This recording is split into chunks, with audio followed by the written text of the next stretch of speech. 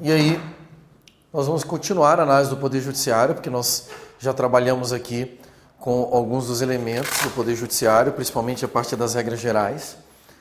E aí, nosso objetivo agora é trabalhar com os demais temas do Poder Judiciário, que também são super importantes para a sua prova. Então, uma vez vistos aquela parte das regras gerais, onde nós vimos quais são os órgãos, quais são as formas de ingresso, quais são as garantias, fica para nós agora o desafio de analisarmos mais especificamente os órgãos, né? Vamos analisar os órgãos do Poder Judiciário, cada um deles, ou pelo menos as justiças, né? Nós vamos começar aqui com o mais importante de todos, que é o primeiro órgão do Poder Judiciário, que na sua prova você realmente tem que estar com ele aí afiado, que é o STF, né? Supremo Tribunal Federal. Toda questão de prova que versa sobre órgão do Poder Judiciário, ele tem duas perguntas possíveis. Só tem duas perguntas possíveis nas questões de prova sobre órgãos do Poder Judiciário. Ou a questão vai te perguntar sobre regras de composição, e aí ele vai pedir para você analisar exatamente as regrinhas de composição, ou ele vai te perguntar sobre as regras de competência.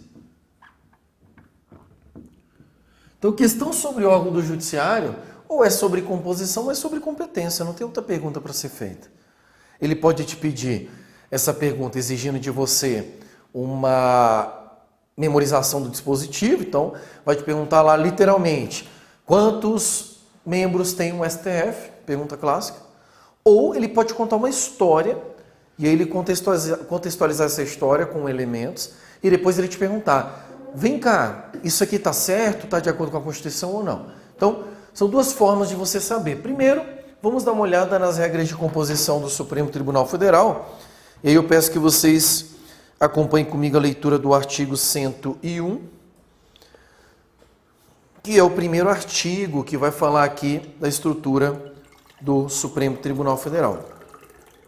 O artigo 101 diz assim: o Supremo Tribunal Federal compõe-se de 11 ministros, escolhidos dentre cidadãos com mais de 35 e menos de 65 anos de idade, de notável saber jurídico e reputação ilibada.